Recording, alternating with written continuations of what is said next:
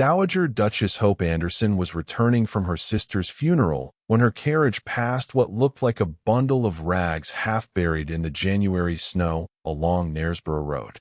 She would have ordered her driver to continue after all. She'd seen enough death for one lifetime until she heard it. A sound so faint it could have been the wind. But it wasn't the wind. It was a baby's voice, barely a whisper, "Mama." What Hope pulled from that frozen snowbank would put her on a collision course with the most powerful earl in England and a secret dark enough to destroy them all. The winter of 1847 was the coldest Yorkshire had seen in 30 years. At 32, Hope had perfected the art of appearing unbroken. She'd been widowed at 24 when her husband, the Duke of Greystone, died in a hunting accident. 6 months later, she'd lost their infant daughter, Charlotte, to scarlet fever. She'd spent the last 8 years in careful isolation, managing her estates with cold efficiency, keeping everyone at arm's length. It was a half-life, but it was safe. "Dreadful roads, Your Grace," her lady's maid Alice muttered as the carriage hit a rut. "The weather won't improve," Hope replied coolly. They were traveling along Knaresborough Road when Hope saw it. Dark cloth against white snow. At first, it looked like discarded fabric. But something made Hope lean forward. Something she couldn't explain. "Stop the carriage, Your Grace." Old Thomas pulled the horses to a halt. "There's something in the snow." The cold hit her like a physical blow when she stepped down. She made her way toward the bundle, each step crunching in the snow. She was close enough now to see that the dark cloth was a woolen shawl, threadbare and soaked through. And beneath it was moving. Hope broke into a run. She fell to her knees and pulled back the frozen fabric with shaking hands. A baby girl, perhaps 7 or 8 months old, with lips turning blue from the cold and skin so pale it was almost translucent. The infant was wrapped in nothing but a thin cotton gown and the inadequate shawl. Frost had formed on her dark eyelashes. But she was alive. The baby's eyes fluttered open impossibly blue, like cornflowers in summer. Her mouth moved, forming a sound so faint Hope had to lean down to hear it. "Mama." The word shattered something inside Hope that had been frozen solid for 8 years. For one terrible moment, Hope was transported back to that awful night when Charlotte had called for her, her little voice growing weaker as the fever consumed her. But this time was different. This time she could do something. "Dear God," Hope whispered, already pulling off her cloak. "Thomas. Alice. Quickly. She's alive." Thomas lifted Hope and the baby into the carriage while Alice piled every blanket over them both. Hope held the infant against her chest, but the baby's skin felt like ice. To Greystone Manor, Hope commanded. "Send for Dr. Clark immediately. Tell him it's life or death." As the carriage raced along the road, Hope looked down at the tiny face. The baby's breathing was so shallow it was almost imperceptible. "Stay with me," Hope whispered. "Please, little one. Just hold on. I won't let death have you." Every bump made Hope's heart stop. But each time, she would press her cheek close and feel the faint flutter of breath. "She called me Mama," Hope said, tears streaming down her face. "That has to mean she's supposed to survive." When they reached Greystone Manor, the household erupted into chaos. Servants rushed to prepare a room with a roaring fire. Hot water bottles were wrapped in soft cloths. "Where did you find her, Your Grace?" the housekeeper, Mrs. Reynolds, asked. "On Knaresborough Road. In the snow. Alone." Hope's voice was cold with fury as she carried the baby upstairs. Someone left her there to die? As Hope climbed those stairs, she made a silent vow. Whoever had done this would answer for it. But first, this baby was going to live. When Dr. Thomas Clark finally arrived, Hope was still holding the baby, refusing to let anyone else take her. "Let me see the child, Your Grace." Hope reluctantly laid the baby on the bed. Dr. Clark examined her methodically, listened to her heart and lungs, checked her temperature, tested her responses. Finally, he straightened up. His expression was grave. "How long was she in the snow?" "I don't know." Hours, perhaps. Dr. Clark nodded slowly. Her body temperature is dangerously low. She's severely dehydrated. There's fluid in her lungs.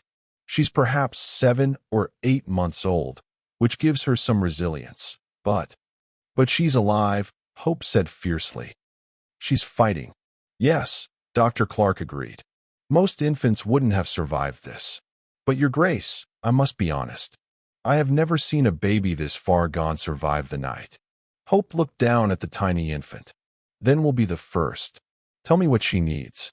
A wet nurse immediately. The baby needs mother's milk. Grace Hamilton, Alice spoke up. The young widow in Millbrook Village. She lost her own baby 3 weeks ago. Hope knew Grace Hamilton, a quiet woman whose husband had died in a mining accident, whose newborn daughter had died of fever. 2 women destroyed by loss. Send for her immediately. Tell her I'm asking as one grieving mother to another. When she saw the tiny baby struggling to breathe, something in her expression shifted from grief to purpose. How old is she? 7 or 8 months, Dr. Clark thinks. Grace reached out and gently touched the baby's tiny fist. The infant's fingers curled weakly around hers, and Grace let out a soft sob. My Sarah only lived 3 weeks. Every day since, my milk has been a reminder of my empty arms. But if I can save this little one, tell me what to do.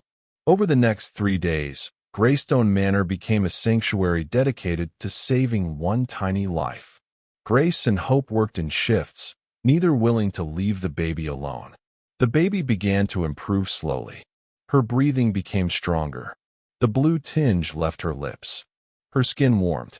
She started to respond to sounds. Most remarkably, she began to nurse from Grace, weakly at first, but with growing strength.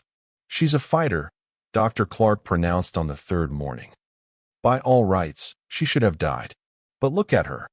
Grace discovered the first clue while washing the threadbare shawl. Something embroidered in one corner, so faded they'd missed it. A single letter in delicate silver thread. The letter M. Your Grace, look at this. Hope examined the embroidery. It was fine work. The thread was real silver expensive. Someone from a good family owned this, Hope murmured. Someone from a good family tried to kill this baby, Grace finished. If someone wealthy had tried to dispose of this child, they might come looking. Hope pulled the infant closer. She needs a name. If we need to protect her, she needs to be real. She thought about finding her in the snow, about those wild roses that grew on her estate walls, about beauty surviving impossible conditions. Rose, she said softly. Her name is Rose. The baby made a soft cooing sound, and her mouth curved into what might have been a smile. Hello, Rose, Grace whispered. Welcome to your life. As Rose continued to grow stronger, Hope felt herself transforming. The ice around her heart began to thaw. She laughed when Rose grabbed her nose and wouldn't let go. She cried happy tears when Rose managed to drink an entire feeding. Grace, too, seemed to come back to life. The hollow-eyed widow was gradually replaced by someone with purpose. She's going to be beautiful, Grace said one evening as they bathed Rose. The baby had discovered she liked splashing. Look at that smile. She knows she's loved. Of course she's loved, Hope replied. She's ours. Alice brought troubling news on the 6th day. Your Grace, there's been talk in Harrogate. A fine carriage was seen stopping at all the coaching inns. Men asking questions about anything unusual found on the roads. The carriage bore a family crest, a silver M on a black field. The M, the same letter on Rose's shawl. The innkeeper recognized the crest. Alice continued. It belongs to Lord Edward Mitchell, Earl of Blackwood. Hope looked at Rose, playing happily nearby, unaware her world might change. The Mitchell family, one of the most powerful in northern England. Lord Edward Mitchell was known for his ruthless business dealings and obsession with reputation. They're not taking her, Hope said quietly. I don't care who they are. Rose is ours, and no one is taking her from us. That night, as Hope held Rose and sang her to sleep, the baby was unusually clingy, whimpering whenever Hope tried to step away. It's all right, sweetheart, Hope whispered. Mama's not going anywhere. I promise you. No matter who comes looking, I will never let anyone hurt you again. You're my daughter, and I protect what's mine. Rose snuggled closer, her tiny hand clutching Hope's dress. But outside Greystone Manor, questions were being asked. Money was changing hands. And somewhere in a grand house, powerful people were making plans to reclaim their shameful secret. The Duke of Ashford arrived at Greystone Manor 3 days later, unannounced. Hope was in the morning room with Rose when Alice announced him. Your Grace, the Duke of Ashford insists on seeing you. He says it's about the baby. Before Hope could respond, a man strode in.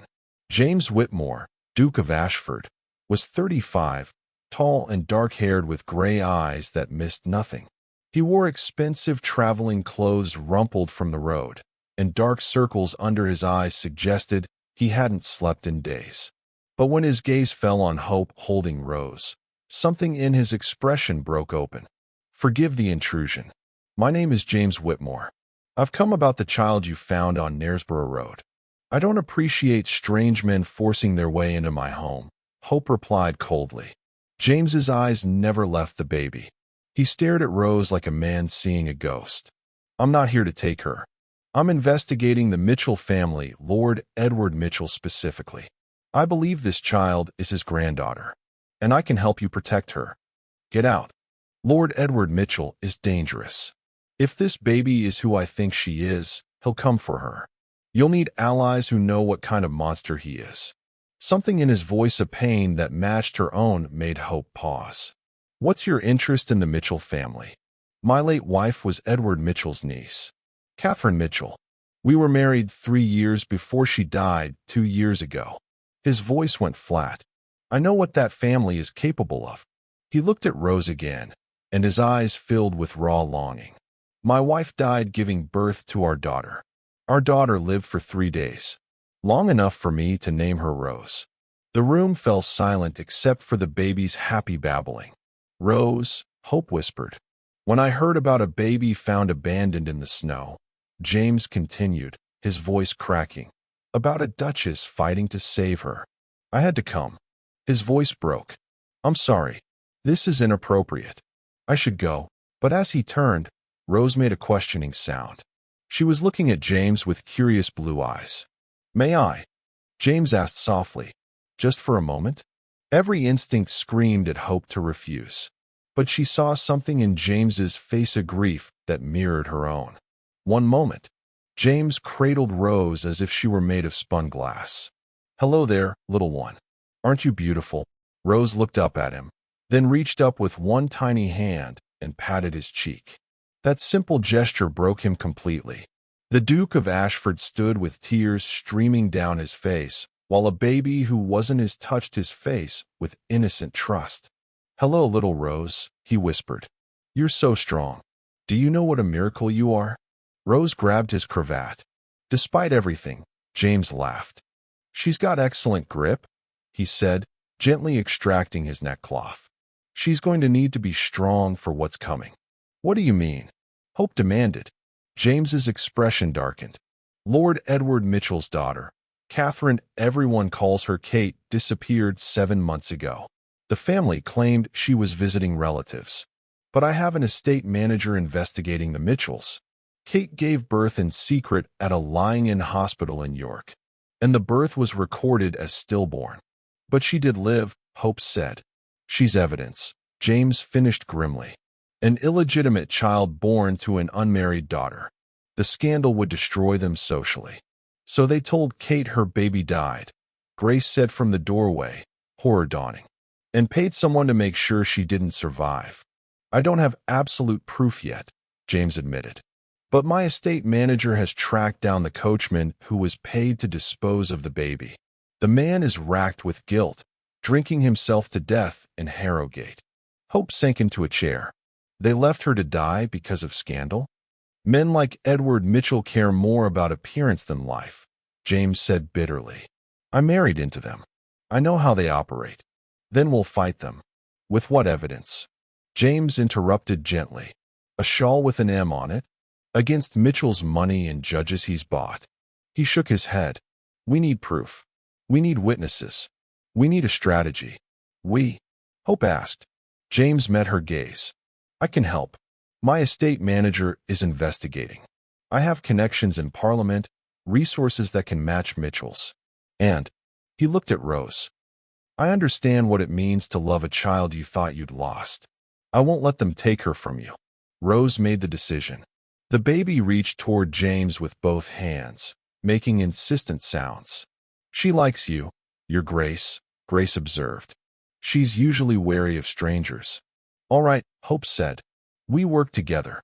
But Rose's safety comes first. Before revenge, before justice, before everything. You have my word, James promised. Before my own life, if necessary. They were deep in discussion when there was a commotion. Raised voices, expensive boots on marble, and then Alice burst through the door, her face white. Your Grace, there's a woman at the front door. She says she's the baby's mother, and she's brought men with her. Hope walked quickly to James and took Rose before the baby could wake. Kate Mitchell, James said grimly. Through the door came a young woman who looked like she'd been crying for days. Her expensive dress was rumpled. Her dark hair was coming loose. Her blue eyes the same impossible blue as Rose's were red-rimmed and desperate. Flanked on either side were two large men. Please, Kate Mitchell sobbed, staring at Rose. Please, I need to see my baby. They told me she died. My father looked me in the eye and told me she died at birth. But someone said a duchess found a baby in the snow. Please, is it true? Is my Emma alive? Emma. Kate had named her Emma. But Hope looked down at Rose and felt fierce protective love. No one is taking this child anywhere, Hope said, her voice like steel. Not until I understand what happened. Kate's eyes widened. Please, you don't understand. My father, he's coming. He knows she survived, and he's going to finish what he started. If you want to keep her safe, you need to listen to me. We don't have much time. James stepped forward. Your men. Send them away. Now. Kate looked at the guards, then back at Rose with such longing. Wait outside. They hesitated. I said wait outside. They left reluctantly, and Kate collapsed into a chair, shaking. I don't have long. Maybe an hour before Father realizes I'm gone. I need to tell you everything. The battle for Rose's future was about to begin. What poured out of Kate over the next hour was a story of privilege twisted into prison. I'm 23, Kate said hollowly, but I've never made a single choice about my own life. Everything controlled by my father. He said it was preparing me to be a perfect duchess. She twisted her hands. I was engaged to Lord Edmund Hartley. Father's choice. Edmund was 52 and had buried 2 wives. But he was rich and well-connected. His cousin came to visit. Kate continued, her voice detached. Lord Thomas Hartley. Young, handsome, charming. He paid attention to me. Grace reached out and took Kate's hand. He came to my room one night. Kate whispered. I said no. Multiple times. I tried to fight him off. But he was stronger. He said no one would believe me over a lord. My God, Hope breathed. 3 weeks later, Thomas was killed in a carriage accident. And I realized I was pregnant. I thought Father would help me. Her laugh was bitter. Instead, he hit me. Called me a whore. Asked how I could do this to him. James's hands clenched into fists. He sent me away within the week, Kate continued. To a lying-in hospital in York. Told everyone I was going to Bath. The nuns were kind, but they'd been paid for discretion. No visitors, no letters. She looked up. I gave birth by myself. Just me and the midwife. She was so beautiful. I held her for maybe 5 minutes. Just long enough to count her fingers and toes, to see her blue eyes. Just long enough to name her Emma. And then they took her away. Father told you she died? Hope asked gently. He came the next day. Said there had been complications. Said the baby passed peacefully. Said it was God's mercy because what kind of life could a bastard child have? The room was silent except for Rose's soft sounds. I believed him, Kate whispered. For 7 months, I mourned my baby girl. Until 2 days ago, James said. Kate nodded. I heard Father talking to someone. The man said, I can't sleep, my lord. I keep seeing that baby's face. And father said, you were paid handsomely to forget about it. The problem is solved. Grace gasped. I confronted him immediately, Kate said. He tried to say I was hysterical, but I wouldn't let it go. She met Hope's eyes.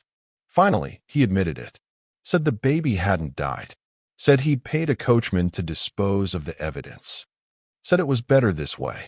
How did you find out she survived? I ran, Kate said simply. Took a hired carriage to Harrogate. Went to every inn. Finally, someone told me about a duchess who'd found something on Knaresborough Road. Kate looked at Rose with desperate hope. Is it her? Is my Emma truly alive? Before Hope could answer, Rose turned her head toward Kate and made a curious sound. Kate let out a sob. Don't, Hope said, hating the coldness but unable to help it. She doesn't know you. She's my daughter, Kate whispered.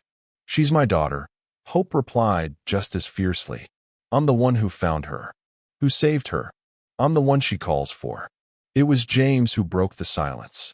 Kate, you said you have maybe an hour? Kate nodded miserably. He's planning something. I heard him talking about guardianship claims, legal writs.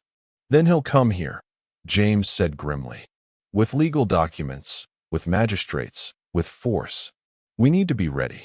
There was another commotion, horses, carriages, shouting. He's here, Kate whispered, her face going white. James strode to the window. For carriages. At least a dozen men. The magistrate is with him. Hope stood, holding Rose protectively. They're not taking her. She's mine. And we're going to fight. The door burst open, and Lord Edward Mitchell strode in. He was a large man in his late 50s, with silver hair and cold gray eyes. Behind him came a nervous magistrate and several men clearly there for muscle. Catherine, Edward said, his voice deceptively calm. Come here. Now. Kate shrank back, but lifted her chin. No. Edward's expression darkened. You're making a scene. Come home. You told me my baby died. You paid someone to kill her. Lower your voice, Edward hissed. Grief has made you unwell. You need medical attention. I know exactly what I'm saying. Kate shot back. She looked at Hope, at Rose safe in Hope's arms. That's my daughter. And you tried to murder her. Edward's facade cracked.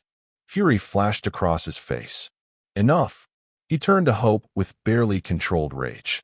Your Grace, that child belongs to my family. I'm here to reclaim her. She belongs with me, Hope said coldly. Someone left her to die, and I saved her life. You have no rights, Edward sneered. That child is my granddaughter. Blood supersedes whatever sentimental attachment you've formed. He held out his arms. Give her to me. Now. Rose, sensing the hostility, began to cry genuine distress. Hope held her closer. Never, Hope said simply. Edward's face flushed. You're refusing a peer of the realm? He gestured to his men. Take the child. By force if necessary. But James stepped forward, placing himself between Edward's men and Hope. I wouldn't advise that, Edward. Not unless you want charges of assault, kidnapping, and attempted murder added to the fraud and conspiracy charges my investigators are preparing. Edward's eyes narrowed. Ashford, still bitter about your wife. She was poisoned by medication your nephew sold her medication he'd watered down for gambling money. Don't you dare call that unfortunate. The magistrate cleared his throat. Perhaps we should proceed carefully. These are serious allegations. The child is mine by blood, Edward declared. I'm taking her. Based on what claim? Hope demanded. Show me documentation. Edward faltered. Because there was no documentation. The whole point had been to make sure Rose didn't exist on any record.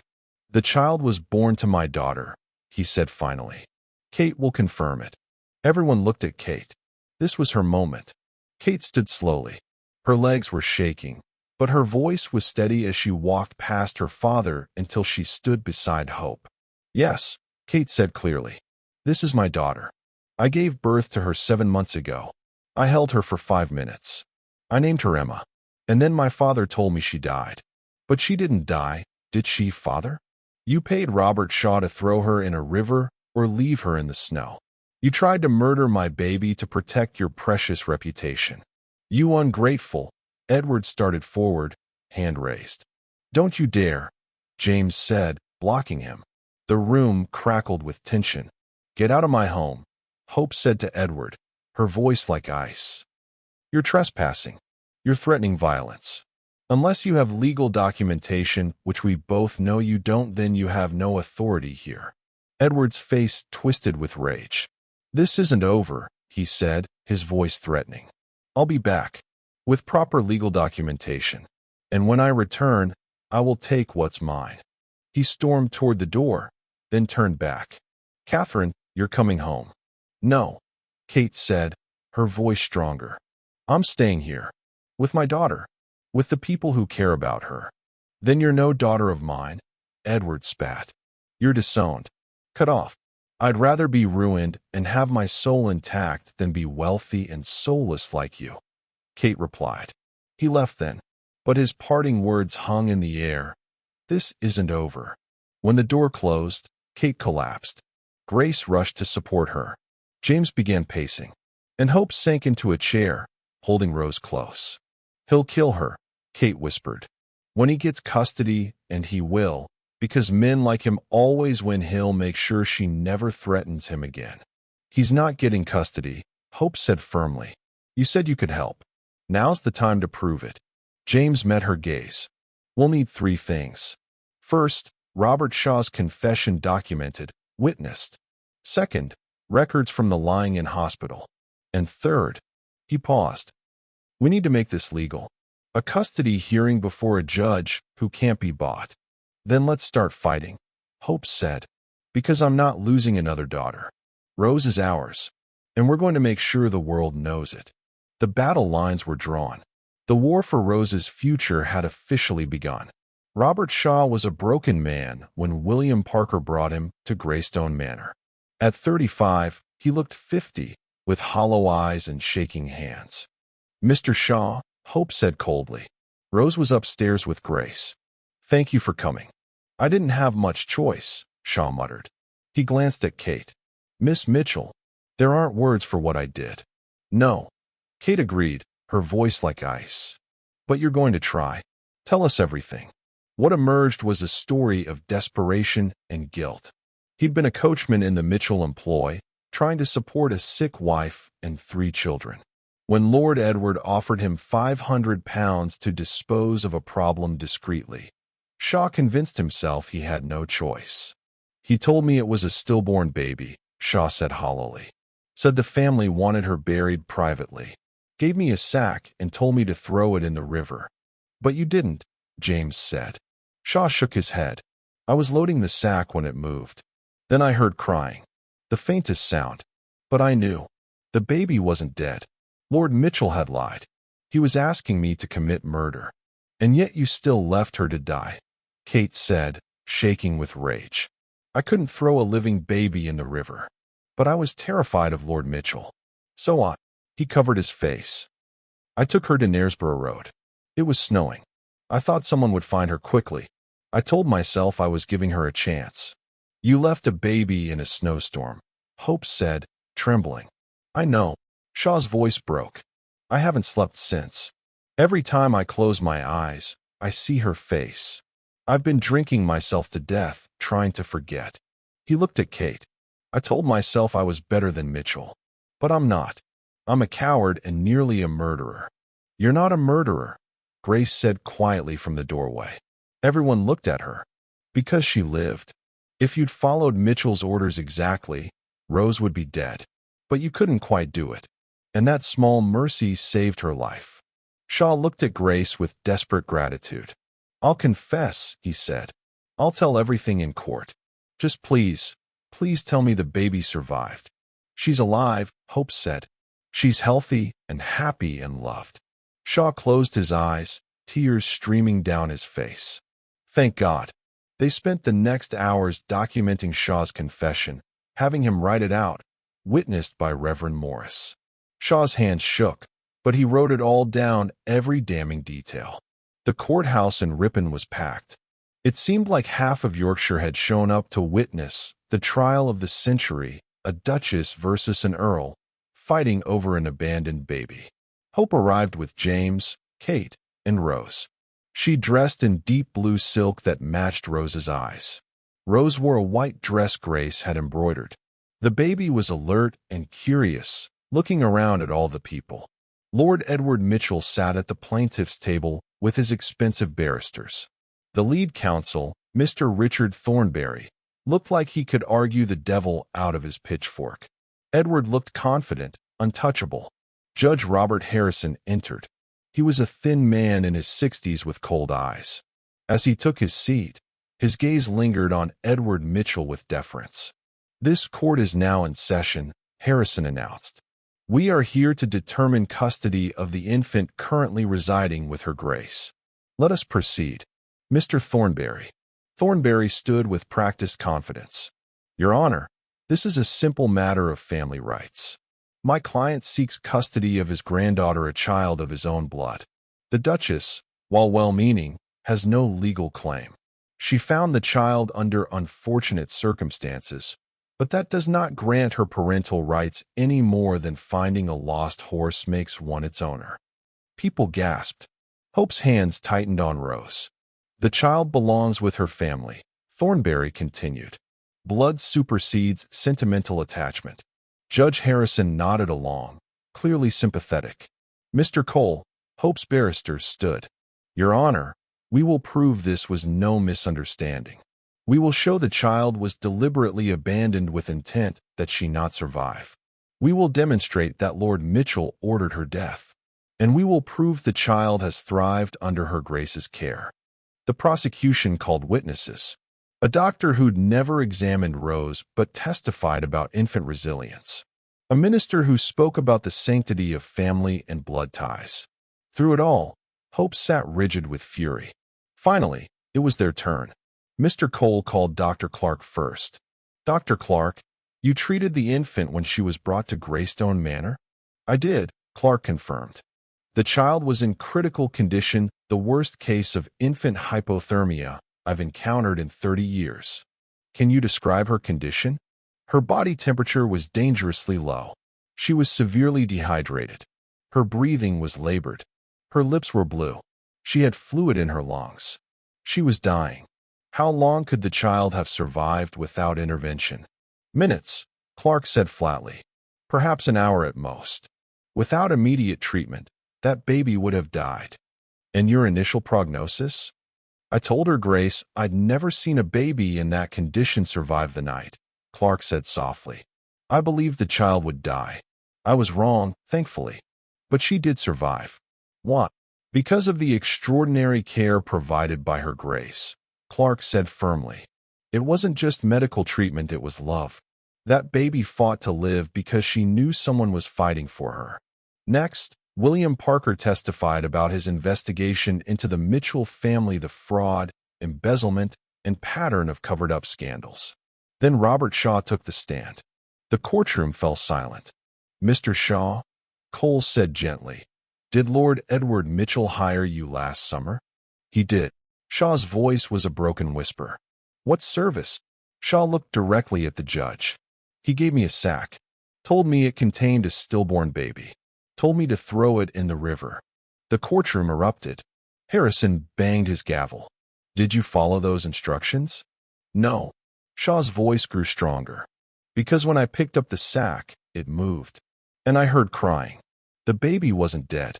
Lord Mitchell had given me a living baby and told me to drown her."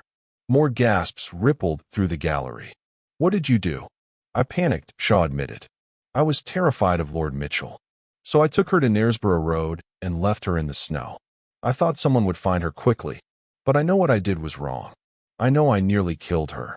Thornbury's cross-examination was brutal, painting Shaw as a drunk and a liar.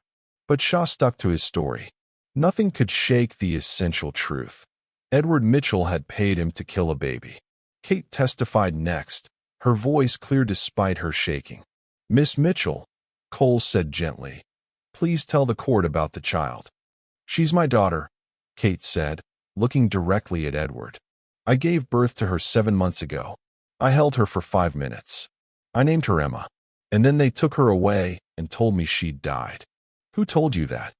My father. Kate's voice hardened. Lord Edward Mitchell. He looked me in the eye and told me my baby had died. Let me grieve for 7 months. When really? Her voice broke, but she continued. When really he'd paid someone to murder her. She told the court what Lord Thomas Hartley had done to her. She described the assault.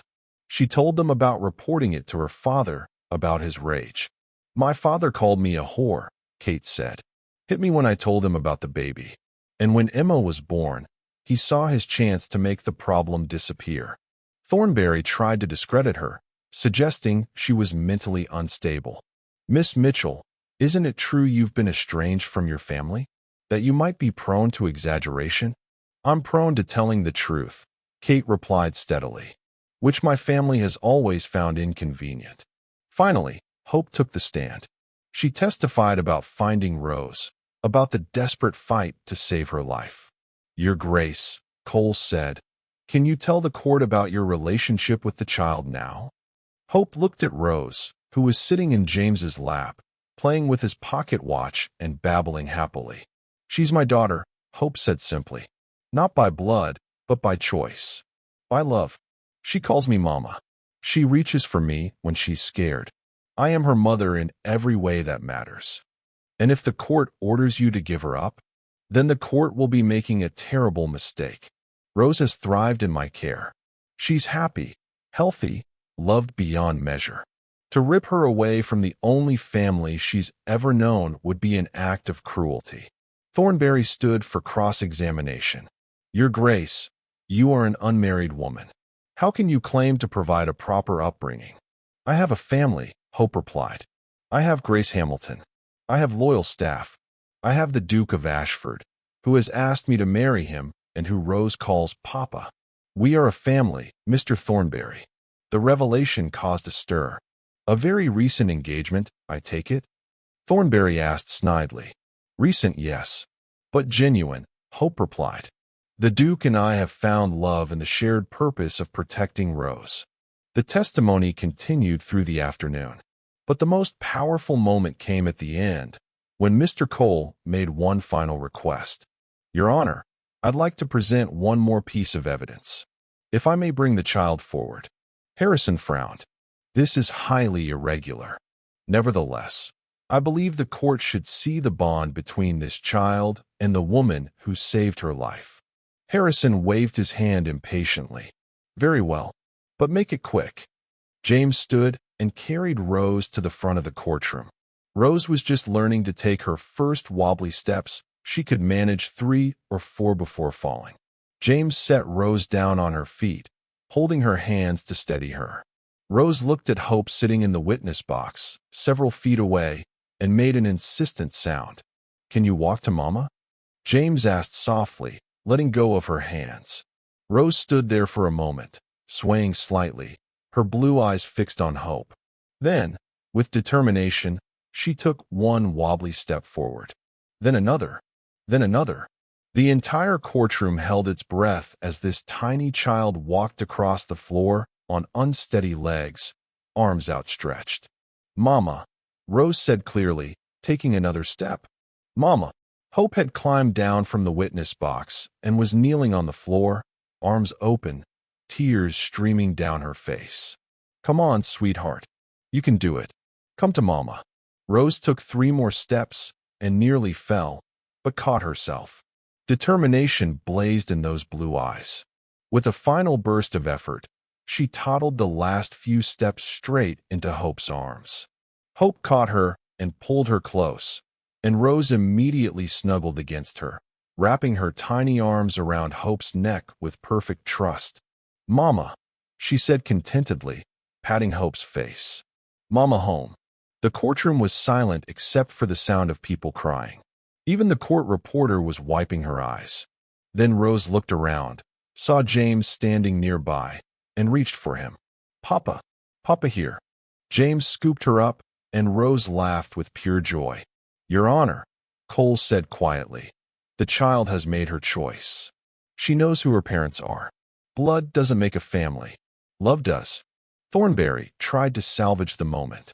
Your Honor, while touching, this display proves nothing. Children are easily manipulated. She's 9 months old. Kate burst out, unable to stay silent. She's not performing. She's being a baby who loves her parents. Her real parents. The ones who saved her life while my father tried to end it. Order. Harrison banged his gavel. Miss Mitchell, control yourself.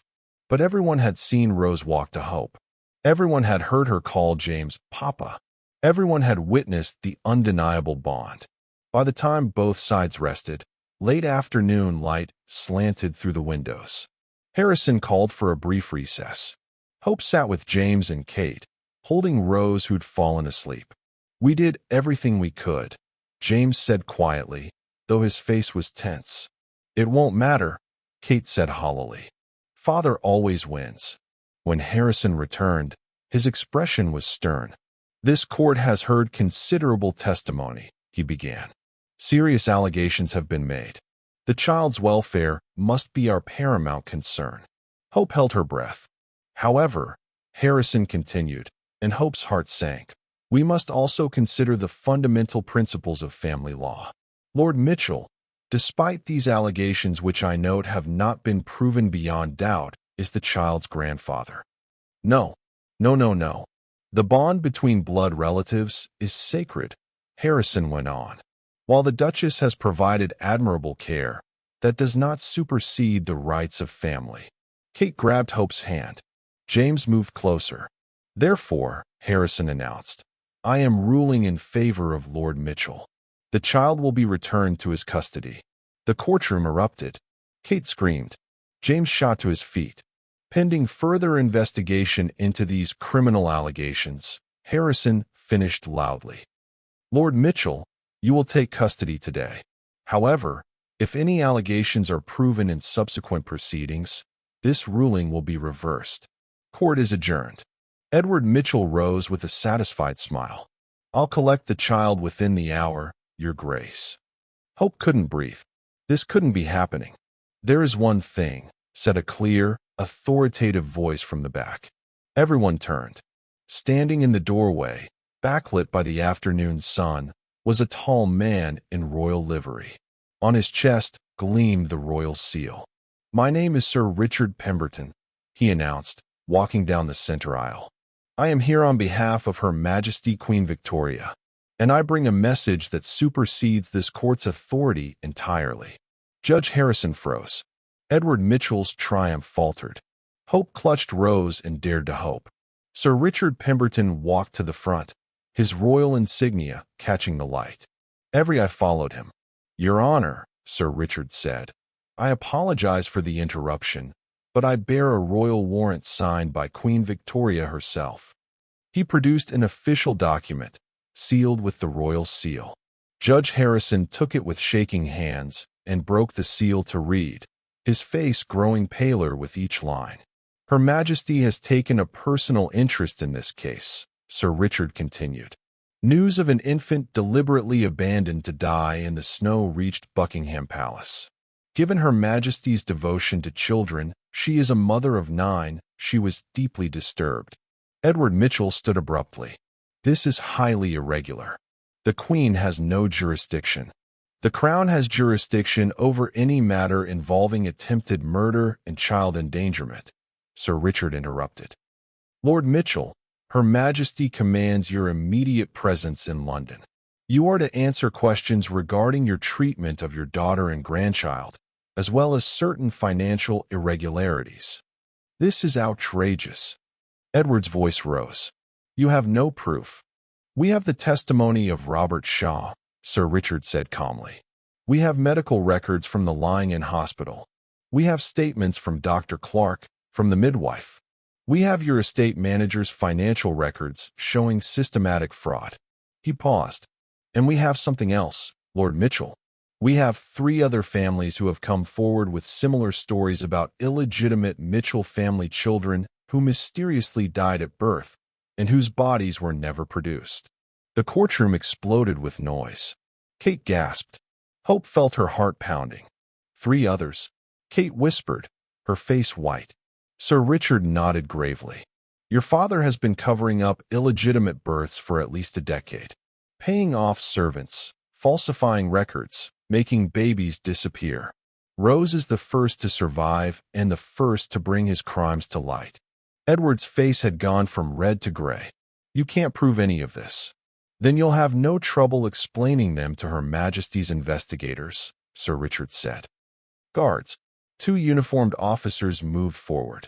Edward looked around wildly, but the courtroom doors were flanked by officers. His barristers were silent, distancing themselves. As the guards moved to escort him out, Edward turned to Kate with pure venom. You ungrateful wretch. Everything I did was to protect you, and you repay me with betrayal. You're not my father, Kate said, standing slowly. A father protects his children. You tried to murder my daughter. There's no betrayal greater than that. Edward lunged toward her, but the guards caught him. As they restrained him, he was shouting threats, curses. But his power was broken. Let me go? I'll see you all ruined. This isn't over. When the door finally closed behind him, the courtroom erupted into chaos. Sir Richard raised his hand for silence. There's more, he announced. Judge Harrison, given the financial connections revealed between you and the Mitchell family, including a substantial loan that was never repaid, Her Majesty requests that you recuse yourself immediately. A new judge will be appointed. Harrison's face went white. Of course. I will step aside immediately. Excellent, Sir Richard said. Then he turned to Hope, and his expression softened. Your Grace, I've been authorized to inform you that pending the new custody hearing, the child will remain in your care. The Queen was quite insistent. She feels that a baby who has survived so much deserves stability. Hope felt tears streaming down her face, relief flooding through her. Thank you, she whispered. Thank you so much. Don't thank me yet, Sir Richard said. There will still be a hearing. A proper, fair one. Catherine Mitchell, as the child's biological mother, still has legal standing. But at least now those claims will be heard fairly. He looked at Kate. Miss Mitchell, you'll need to testify again for the Crown prosecutors. Your courage has not only saved your daughter, but potentially saved 3 other families. Her Majesty wanted me to tell you personally. You have her respect and admiration. Kate could only nod, too overwhelmed to speak. As the proceedings dissolved into chaos, James pulled Hope and Rose aside. We're not safe yet, he said quietly. There will still be a custody hearing. But Hope, he pulled both her and Rose into an embrace. We have a real chance now. A fair chance. Kate joined them, and for a moment, the 4 of them stood together. They'd survived the first battle. They'd exposed a monster. They'd proven their love. But the war wasn't quite over. 2 weeks later, the new custody hearing took place before Justice Margaret Thornhill, one of the few female judges in England and known for her fairness. She visited Greystone Manor personally, observing Rose in her home environment. Rose charmed her completely. When Justice Thornhill asked, "Where's your mama?" Rose pointed directly at Hope without hesitation. "And who's that?" Thornhill pointed to James. "Papa," Rose announced proudly, toddling over to demand to be picked up. "My papa." "And her?" Thornhill gestured to Kate. Rose tilted her head thoughtfully. "Auntie Kate," she said carefully, then toddled over and hugged Kate's legs affectionately. "Love, Auntie Kate." Kate's eyes filled with tears as she picked Rose up. "I love you too, sweetheart." Justice Thornhill spent several hours at Greystone Manor, asking questions, observing. She watched Hope and Rose at bedtime. She saw James teaching Rose to stack blocks. She saw Kate helping with feeding, comfortable in her role as beloved aunt. Finally, she sat down with Hope, James, and Kate together. "This is the most unusual case I've encountered," Thornhill said frankly. "Miss Mitchell, you're the biological mother. By law, that should carry significant weight. But you've made it clear you don't wish to disrupt the child's placement." "I want Rose to be happy," Kate said simply. "She is happy here. She's thriving. Why would I destroy that?" "Your Grace," Thornhill turned to Hope. "You found this child and saved her life. You've provided exemplary care. But you're unmarried, she held up a hand.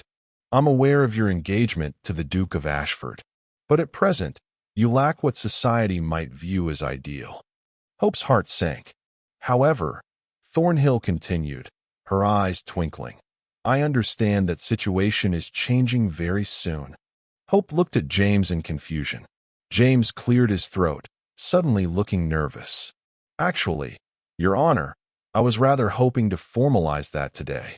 Before Hope could process what was happening, James was kneeling beside her chair. Hope Anderson, he said, his voice rough with emotion. I know the timing is terrible, but I don't want to wait anymore. He pulled a ring from his pocket, a beautiful sapphire surrounded by diamonds, the blue the exact shade of Rose's eyes. I love you. I love Rose. I love the family we've built. Will you marry me? Not in a month, not eventually, but now? As soon as we can arrange it. Hope stared at him, tears streaming. James, I already said yes. I need you to know I mean it. James interrupted. Not as legal strategy, but because I genuinely cannot imagine my life without you and Rose. Yes, Hope whispered, then louder. Yes. Today, tomorrow, whenever you want. Just yes. James slipped the ring onto her finger and kissed her. Kate clapped while Justice Thornhill smiled. Well then, Thornhill said, that does simplify matters. Given the unique circumstances, I'm prepared to make my ruling today. She pulled out an official document.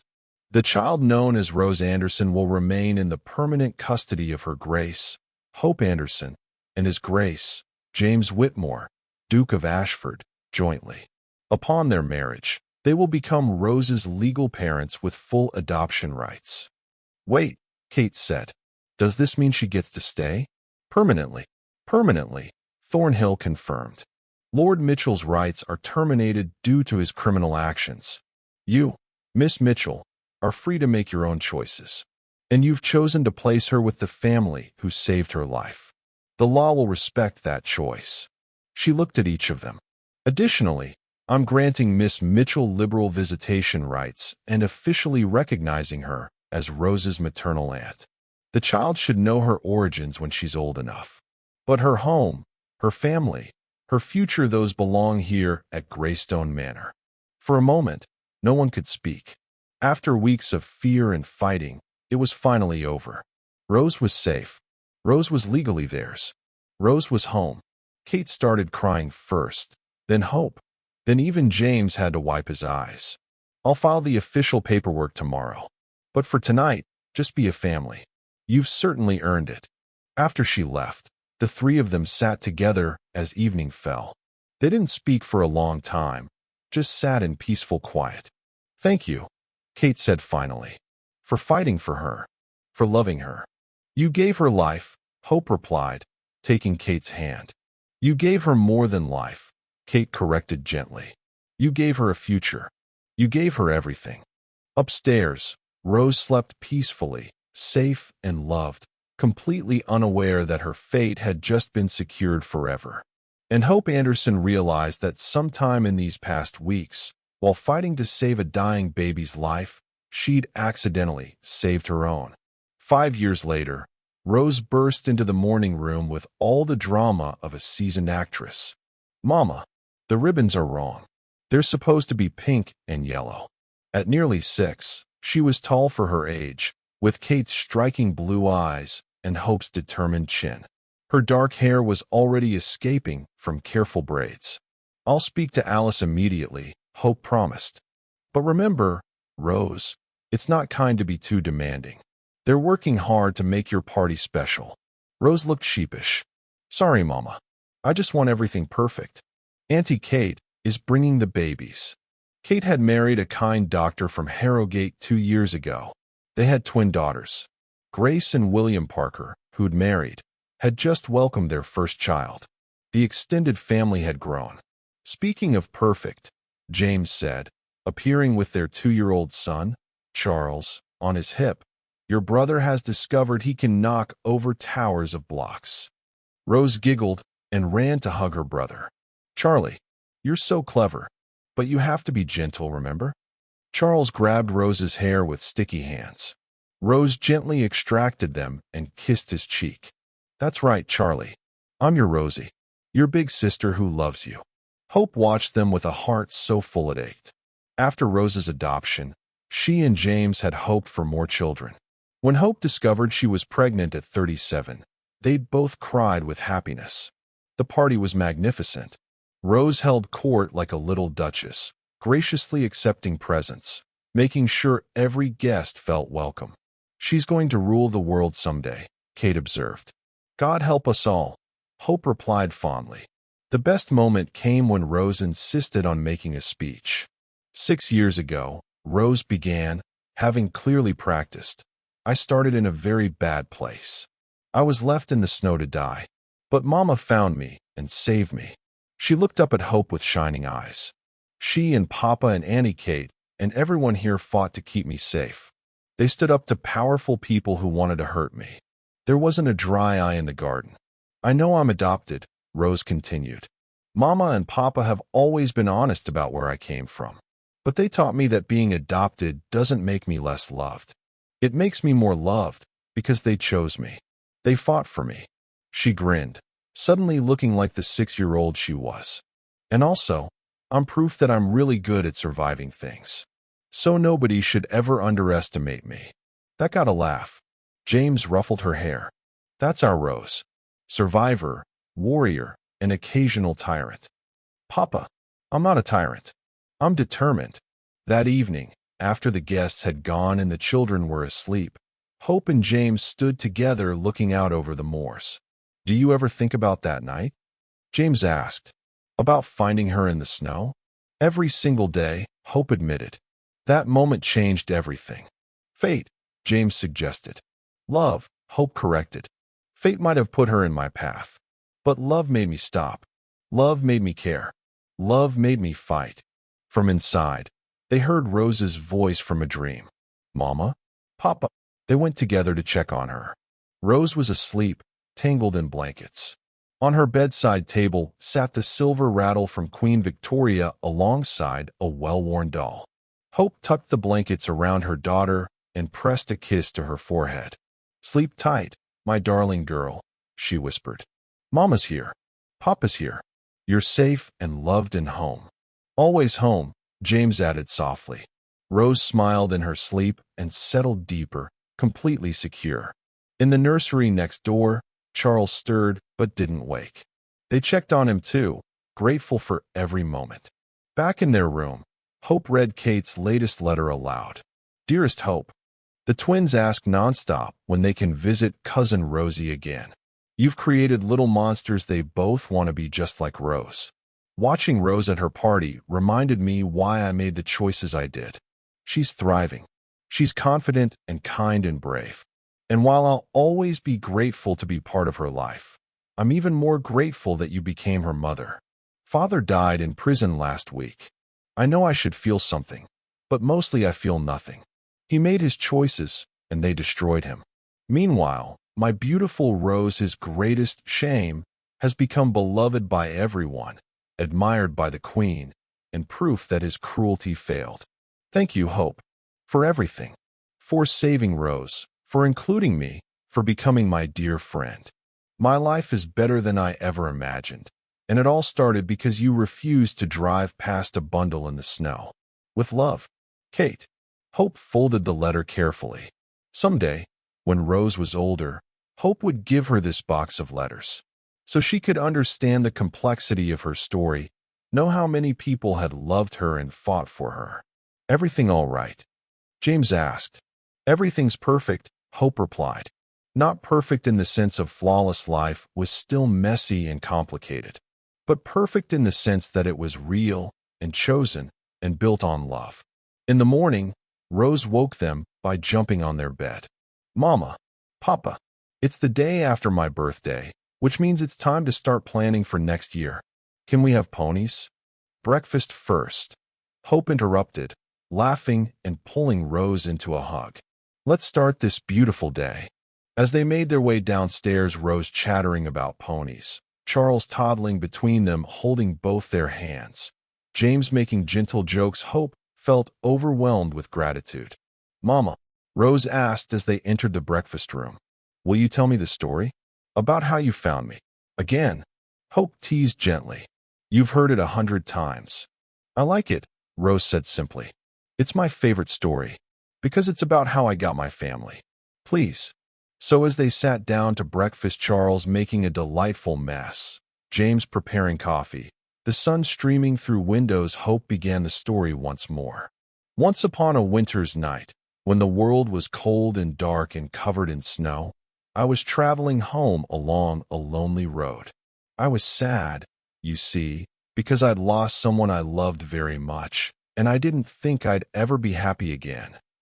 Rose listened raptly, even though she knew every word. Because it wasn't just a story, it was her story, her beginning. And as Hope told it, she realized this wasn't just Rose's story. It was all of their stories woven together. Kate's story of survival and redemption. James's story of learning to love again. Grace's story of finding purpose. Even Robert Shaw's story of guilt and atonement. It was a story about how love saves us all, how families are built by choice, how hope survives even in the darkest winter. And most importantly, it was a story still being written. And they lived happily ever after. Rose finished along with Hope, as she always did. Then she grinned. "Because we do, don't we, Mama? Live happily ever after."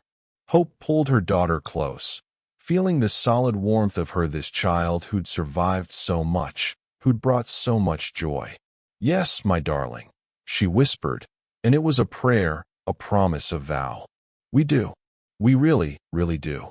Outside, spring had fully arrived at Greystone Manor. The roses along the estate walls were beginning to bloom, wild, beautiful, resilient roses that survived harsh winters and came back stronger every year. Just like the little girl who shared their name. Just like Hope itself. Now listen. You just spent time with Rose's story. You watched Hope refuse to drive past that bundle in the snow. You saw James remember what it meant to be a father. You witnessed Kate choose her daughter's happiness over her own rights. But Rose's story isn't unique. Right now, today, there are children like Rose. Abandoned. Unwanted. And there are people like Hope who have the choice to stop or to drive past. So I'm asking you to do 3 things. First, subscribe to this channel. Every subscription tells the algorithm that stories about hope and redemption matter. Second, hit that like button if you believe truly, deeply believe that every child deserves to be loved, that families are built by choice, not just by blood. Third, share this story. Share it with someone who needs to hear they're worthy of love. Share it with someone who has the power to be another child's hope, to foster, to adopt, to mentor, to simply show up when it matters most. Drop a comment and tell me, what was the moment that broke you? Was it when Hope found Rose calling Mama? When James held her and called her his daughter? When Kate chose Rose's happiness? When Rose walked across that courtroom? You might be someone's hope. You might be the person who stops when others drive past. Choose to stop. Choose to care. Choose love. Always.